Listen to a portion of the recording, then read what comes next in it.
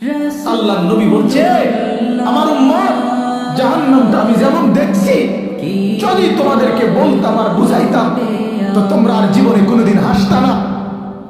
জীবনে আর কোনোদিন স্ত্রীর সাথে রাত্র কাটাইতা, জীবনে কোনোদিন জনপদে থাকতা না, বরং জঙ্গলে আর পাহাড়ে গিয়ে আশ্রয় নিতা আর 24 ঘন্টা শুধু কান্তা জাহান্নামের ভয়ে। আমি যেটা দেখছি, নবীজি বলছে, লাউ তা'লামুনা মা আ'লামু লা দাহিকতুম কালিলা ওয়া লা বাকাইতুম কাসীরা। আজ আপনারা আল্লাহ নবী এটা পর্যন্ত হাদিসে বলছেন,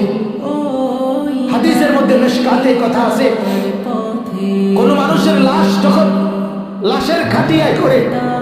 নাফরমান ওই লোকের লাশ যখন কবরস্থানের দিকে নিয়ে যায়,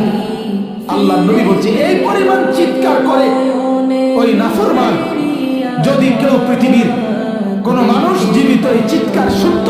আল্লাহ নবী বলেন, তাহলে পৃথিবীর কোন মানুষ আর কারো লাশ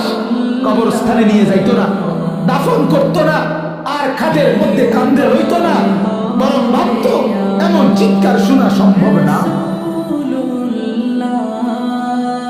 এই কথাগুলো সত্য বা এই কথাগুলো এত বছর ধরে